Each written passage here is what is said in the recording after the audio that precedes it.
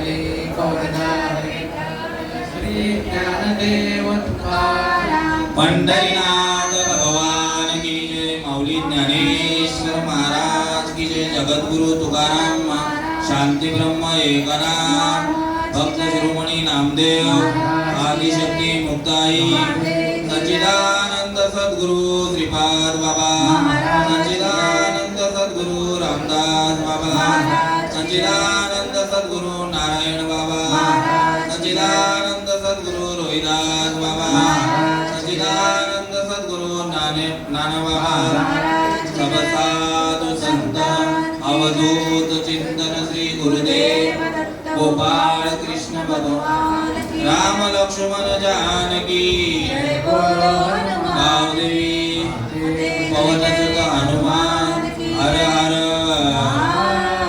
गणपति बाप्पा मंगल मूर्ति अपने अपने गुरुदेव की जय।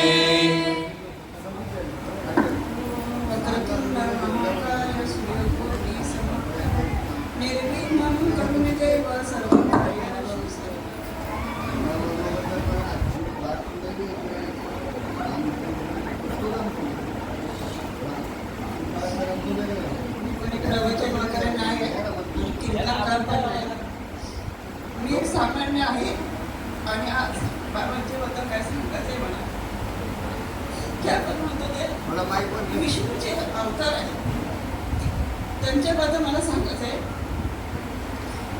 की वर्षातून एकदा आपण घोटीला जातो आणि जेव्हा मी पहिल्यांदा गेली तेव्हा एकटीच गेली होती आणि दुसऱ्यांदा गेली तेव्हा 2 वर्षातून गेली होती कारण लॉकडाऊन लागला होता आणि ते बाबांचं 25वा पुण्यस्मरण होतं 2023ला 29 डिसेंबर 2022 ते 5 जानेवारी 2023 पर्यंत होतं आणि मी विचार केला की आपण 1 तारखेला जाऊया 1 जानेवारीला जाऊया आणि 31 डिसेंबरला माझ्या कमरेमध्ये अशी काय चमक पडली की मला पाऊल पण उचलत नव्हतं त्यामुळे 1 तारखेला मी गेली नाही आणि 2 तारखेला पण गेली नाही 3 तारखेला पण गेली नाही पण मग विचार केला मी एवढं औषध करतो तरी पण माझी चमक निघत नाही ही चमक घोटीला गेल्याशिवाय निघणार नाही आणि मी तशाच परिस्थितीत ठरवलं आपण 4 तारखेला जायचं कितीही काही वेदना होती पण मी जाणार 2 वर्ष मी जाऊ शकली नाही पण आता ह्या वर्षी मी जाणारच त्याप्रमाणे मी काहीतरी मला पावणे 8ची गाडी पकडली इथून कसारा आणि ती गाडी स्टेशनला डोंबिवली स्टेशनला गेली तेव्हा मला ताई भेटली आपल्याला सातारच्या त्याने मला आवाज दिला ताई तुम्ही घोटीला चालेत का मी म्हणाले हां मला बरं झालं चला मला सोबतीला भेटला त्या ताई 2 जणी होत्या त्यानंतर आम्ही कसाऱ्याला गेलो कसाऱ्याला उतरलो तर तेव्हा लॉकडाऊनच्या ह्याच्यामध्ये फक्त 2च बशी ठेवल्या होत्या आणि त्या दोन्ही बसी गेल्या होत्या मग आता जायचं कसं तर चला आपण बाहेर पडूया ठीक आहे चला तिकडे गेली तर तिथे सीट त्यांना कमी पडले आणखीन आम्हाला भाऊ भेटले तिथे ते भाऊ होते 2-3 जण आम्ही 3 जण असे 5 ते 6 जण होते पण तरी पण त्यांना सीट कमी पडली होती मग कधी गाडी भरणार तर आता दुसरी गाडी येते कसारा गाडी म्हटलं मग तोपर्यंत किती वाजले आपल्याला जायला खूप उशीर होईल मग ते साधन बंद होते ते बोलले की आपण इथून चालत जाऊया मेन रोडवरती गेल्यावरती तिथे आपल्याला टेम्पो भेटेल मग टेम्पो मध्ये जाऊया मी म्हणाली ठीक आहे चला जाऊया तुम्हाला माहिती आहे ना मग चला आम्ही येतो मग त्या व्हॅनमधनं आम्ही उतरलो आणि मग मेन रोडवरनं गेलो पण नंतर तर माझी म्हणजे अशी अवस्था झाली होती की मला पाऊल पण उचलत नव्हतं कारण खूपच माझी कंबर अशी चमक्याने भरली होती पण तरी पण आम्ही टेम्पोमध्ये बसलो टेम्पोमध्ये तर आणखीनच माझी अवस्था एकदम बेकार झाली ते कधी घोटी येते असं झालं होतं एकदाशी आम्ही घोटीला आलो नंतर ताई बोलल्या की मी घरून चहा घेऊन नाही आली गाडी भेटावी म्हणून चाय वगैरे पिला नाही मी चपाती आणली ती खाऊया म्हटलं ठीक आहे चालेल आणि तिने मला पण दिली, पण मला खराब पडलं तिकडचं प्रसाद खायचा होता. जे करतात आपल्यासाठी ती लोक करतात. किती म्हणजे जरी तो कार्यक्रम 5 दिवसाचा असेल 8 दिवसाचा असेल, पण त्यांना करायला किती दिवस जातात, किती मेहनत घेतात. ऊन बघत नाही, काही बघत नाही. मग ते आपल्यासाठी करतात. मग 2 घास तरी मला इथे खायचं आहे, पण तिचा मान म्हणून मी 1 चपाती खाल्ली. आणि मग आम्ही तिथे कीर्तनाचा कार्यक्रम होता, तिथे गेलो. पण मंदिरात कार्यक्रम नव्हता, तो कार्यक्रम मंदिरच्या बाहेर होता. आणि मग मी तिथे प्रश्न टाकला की एवढा मोठं मंदिर सोडून मुलांमध्ये का तो मंडप हे केला टाकलं. तर त्याचं आई बोलले की आज संध्याकाळी 5 ते 6:15 दरम्यान हेलिकॉप्टर येणार आहे आणि पुष्पवृष्टी करणार आहे. तर म्हटलं तर 5-6 वाजेपर्यंत आपल्याला थांबून जमणार नाही, कारण घरी जावं लागेल. चला म्हटलं आपण कीर्तन ऐकूया. मी पहिल्यांदा एकदा सांगितलं होतं की पहिल्यांदाच गेली होती तेव्हा माझा पर्स कोणी मारला होता किंवा कुठे पडला होता माहिती नाही. पण तिथे अनाउन्समेंट केली होती की आपल्याला इथे स्लॅब टाकायचं आहे आणि प्रत्येक भाविकांनी मदत म्हणून जरी 1000 रुपये काढले तरी पण आपले 100 जणांचे 1 लाख रुपये होते. आणि ते मी मनात ठेवलं होतं आणि ह्यावेळी मात्र घेऊन गेली होती. आणि तिथे आम्ही कीर्तन ऐकल्यानंतर थोडाच वेळ ऐकलं, जास्ती वेळ पण नाही, मला अर्धा तास पण नाही ऐकलं. लगेच त्यांनी जेवणाचं अनाउन्समेंट केलं. तर लगेच जेवणाचं अनाउन्समेंट केलं. तर म्हणतो ना पोट भरतं पण मन नाही भरत, तसं झालं. पण अनाउन्समेंट केलं. मग आम्ही जेवायला गेलो. त्यांनी सांगितले की ताटं ठेवली, ती ताटं आपण धुवायची आणि दुसऱ्यांना द्यायची नंतर जेवल्यानंतर. पण साधकांनी तिथे उलटं केलं. त्यांनी दुसऱ्यांनी जेवलेलं ताट आपण घेतलं, धुतलं आणि मग दुसऱ्यांना असं केलं. मग मी ते देणगी दिली आणि आम्ही जेवायला. पण तिथे असं झालं होतं की ते ताट म्हणजे भेटत नव्हतं, पण आम्हाला थांबायला लागलं. त्यात त्या ताईंची आणि माझी चुकामुक झाली. माझा त्यांचा काही नंबर नव्हता माझ्याकडे, त्यामुळे फोन पण करू शकली नव्हती. पण त्यांची आणि माझी चुकामुक झाली.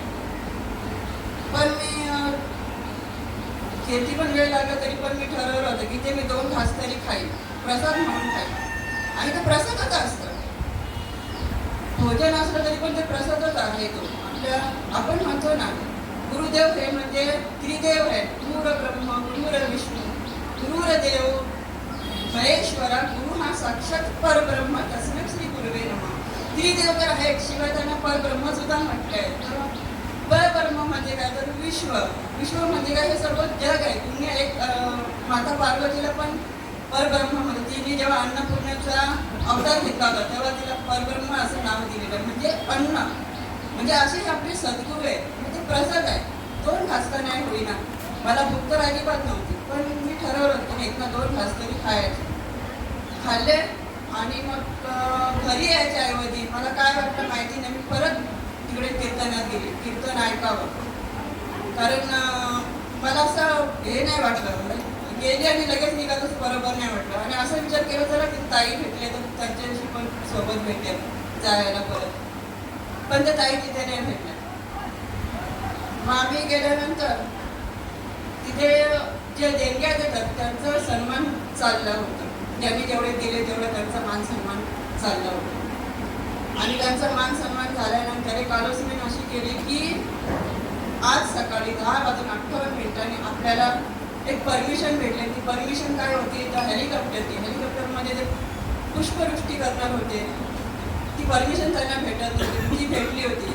आणि आता अवघ्या 10 मिनिटात हेलिकॉप्टर आपल्याला हे करेल. पाठीमागे स्टेजच्या मागे तो हेलिकॉप्टर उभा होता. पण त्याने एक विनंती केली होती की तिथे जे आपले ठराविक 5 ते 6 माणसं आहेत त्यांनी जायचं, इथे कोणी जाऊ नये. आणि कोणी गेले नाही, जे ठराविक होते 5-6 माणसं तेच गेले. त्याच्यानंतर अवघ्या खरंच 10 मिनिटातच ते हेलिकॉप्टर आहे 2 फेऱ्या मारणार होते, पण ते त्यांनी 13 फेऱ्या मारल्या. ते महाराज पण म्हणाले बघा त्यांचं सुद्धा पोट भरत नाही, त्यांना 2 महाराज होते पण ते 13 फेऱ्या मारल्या. आणि पुष्पवृष्टी करता करता अनेक जणांच्या डोक्यावरती फुलं पडली. त्यात माझ्या पण डोक्यावर एक फूल पडलं, ते उचलला. बाबांचा आशीर्वाद समजून मी ते घेतला. त्यानंतर जयघोष चालूच होता, सगळे आनंदित होते. वैष्णव्याचा मेळामध्ये काय जसं आपण बघितलं नाही, पण तो अनुभव तिथे घेतलाय की जसं काही भगवंताच्या दारात तुम्ही इंद्रदेवाच्या दारात म्हणा, विष्णूच्या नगरीत म्हणा, भोलेबाबाच्या नगरीत म्हणा, पण तसाच तो तिथे सोहळा बघायला मिळतो, जिवंतपणे तो सोहळा बघायला मिळतो. खूप आनंद वाटला. आणि मग तिथे जयघोष चालूच होता. त्याच्यानंतर हेलिकॉप्टर उतरला, खाली आला आणि त्याच्यानंतर मग परत ते महाराज बोलू लागले. कीर्तन चालू होतं, भजन चालू होतं आणि तिथे जी आपले साधक होते, महाराज होते, जे लाल कपडे आणि पगडी घालून बिना हातात घेऊन ते नाचत होते ना, तिथे नृत्य करीत होते ना, एवढं छान वाटलं ना ते बघायला की असं वाटलं की नाही, खरंच आपण कुठेतरी देवाच्या दरबारातच आलोय आपण. की तो मला एवढा भारी वाटत होता बघायला की डोळे असे टिपून गेले होते. असं वाटत होतं की ते बघतच राहावं, खाली द्यायची इच्छाच नव्हती. आणि तो ज्ञानेश्वर माऊलींचा जयघोष, ज्ञानोबा ज्ञानोबा ज्ञानोबा माऊली तुकाराम, ज्ञानोबा ज्ञानोबा ज्ञानोबा माऊली तुकाराम, असा जयघोष तिथे चालू होता. आणि ते विना घेऊन ते नृत्य करत होते. जणू काय तिथे असं वाटत होतं की आपले नारद मुनी स्वतः आलेले आहेत, त्या सहभाग घेतले तिथे ते यांचा. आणि आम्ही नंतर मग तिथे प्रश्न केला होता की आज 25 वर्ष, याच्या पुढे आणखी 25 वर्षांनी, 50 वर्षांनी पुन्हा आपण असं सोहळा करायचा, मग तुम्ही सगळेजण याल ना? पण कोणी काही उत्तर दिलं नाही. हाच प्रश्न 2दा 3दा विचारला, कोणी उत्तर नाही दिलं. पण तिसऱ्यांदा चौथ्यांदा प्रश्न विचारला तेव्हा सर्वांच्या एकमुखातून हा हो म्हणून आला. आणि याचं मला आश्चर्य झालं की काय म्हणजे चमत्कार, की पहिला तर कोणीच काय बोलला नाही, नंतर सगळे हा बोलले. ती म्हणजे मी सुद्धा हा बोलली त्याच वेळी, एकाच वेळी तो शब्द सर्वांच्या मुखातून आला होता. आणि खूप तिथे मजा केली, उड्या मारल्या. देवाच्या दरबारात जसं आपण आनंदात उड्या मारतो तशा आनंदात आम्ही उड्या मारल्या.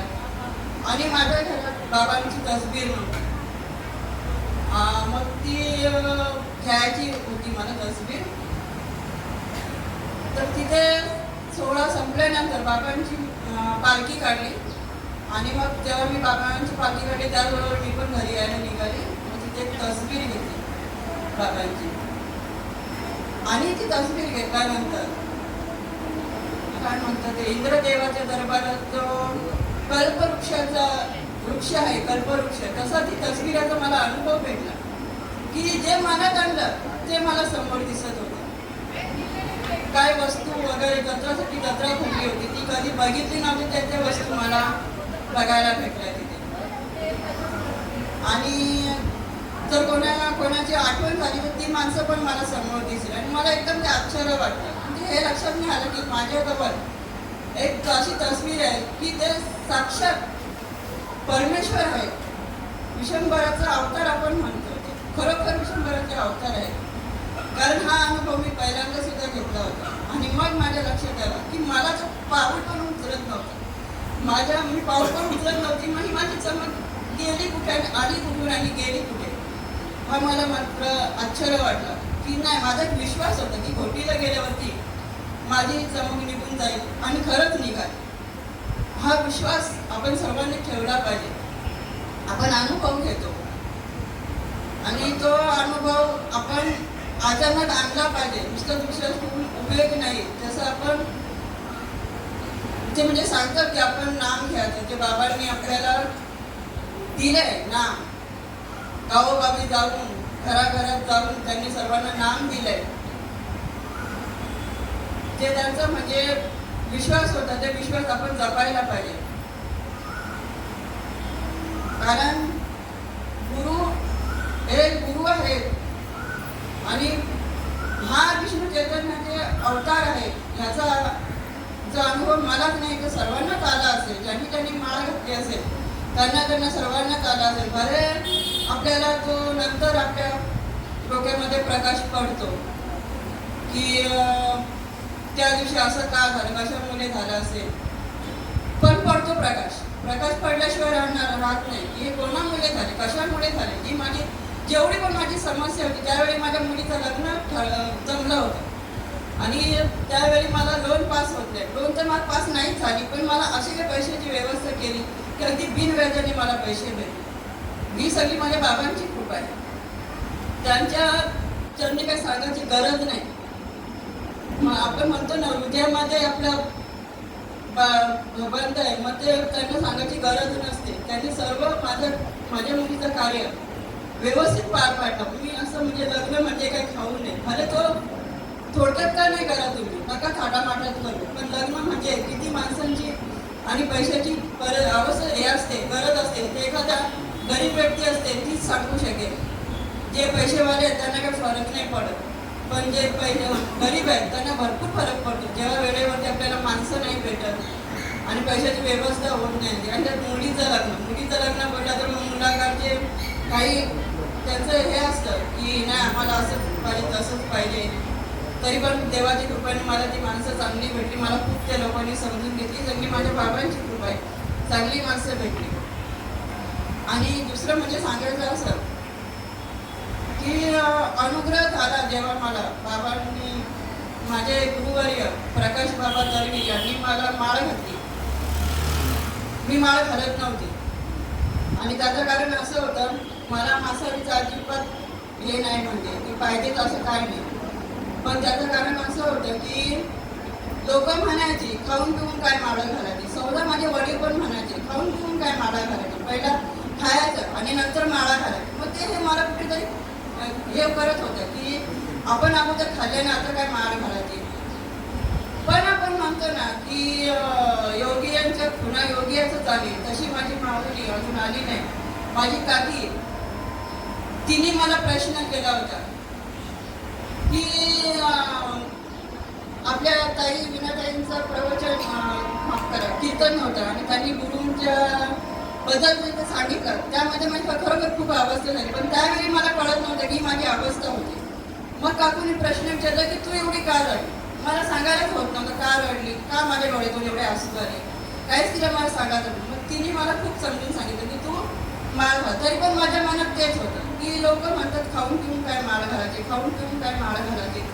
शेवटी मी माळ हा म्हणाली, माळ घातली आणि मला अनुग्रह भेटला. अनुग्रह भेटल्यानंतर त्या रात्री तर मी झोपू शकली नाही, कारण जे माझं चालू होतं ते मला आश्चर्य वाटलं. पहिल्यांदाच माझं तसं झालं, पूर्ण आश्चर्य वाटलं. आणि त्याच्यानंतर लॉकडाऊन लागली, त्यामुळे माझी पण थोडी गॅप पडली. म्हणजे नाही मी याला बसू शकत होती, ध्यानाला वगैरे बसू शकत नव्हती, कारण घरामध्ये पण माझ्या घराचं काम चालू होतं. मग त्यामुळे जागा व्यवस्थित नव्हती. मग आमच्या काकाचा मुलगा आहे कुंदन दादा भोई, त्यांच्या घरी जाऊन मी ध्यानाला बसायचे. पण का कोणच ठेव मला असं घाबरल्यासारखं व्हायचं आणि त्यामुळे मी घाबरायची ध्यानाला बसायचे. नंतर आता जुलै महिन्यामध्ये प्रबोधन झालं. त्यावेळी गुरुवर्य प्रकाश बाबा दरवी यांच्या हस्ते प्रबोध झाला. आणि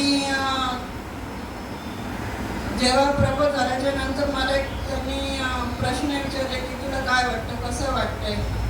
खरं सांगायचं तुम्हाला काही जमलं नाही सांगायला की मी अवस्थेत होती, मला काहीच जमलं नाही.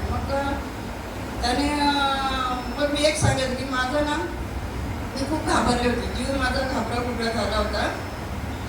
आणि मी पोटामध्ये गोळा वगैरे आलेला भीतीचा, त्यामुळे माझं पुढे लक्ष नव्हतं. मग त्यांनी सांगितलं की ही तुझी अवस्था आहे आणि मी कोणाचा प्रबोध झालेला बघितला पण नव्हता. तर म्हटलं तुझा पण तू प्रबोध बघितला का. म्हटलं नाही, मी माझा प्रबोध नाही बघितला. पण त्यांनी एक सांगितलं की हा आत्मा आहे ना आपला, तो परमात्मा म्हणजे शिवाशी भेटायला जातो, मिलन होते, शिवाशी मिलन होते. की आपण काय म्हणतो, जीवाचा लगीन हा शिवाशी लागिला, असं म्हणजे त्यांनी सांगितलं मला. तर माझी खरं मला अजून पण लक्षात नाही येत की मला नक्की म्हणजे त्यावेळी काय झालेलं होतं. पण मी आता गुरु आहे, गुरुवरती विश्वास ठेवणे हे खूप गरजेचं आहे. नाही तर मग गुरु करण्यात काही अर्थ नाही. जर आपलाच विश्वास जर गुरुवरती नसला तर मग काय आपल्या माणसाची जन्माला येऊन काय अर्थच नाही. पण त्यांनी सांगितलं की हा आत्मा आहे ना आपल्या परमात्म्याशी मिळायला जाते, की तुमचा आत्मा कैलासावर जाऊन आला. आणि मग तर माझ्या अंगात चांगलंच कापायला, म्हणजे असं एक अंगात माझं कापायला लागलं की हे काय मला झालं आणि काय नाही झालं ते मी नाही सांगू शकत, शब्दांमध्ये तरी सांगू शकत नाही.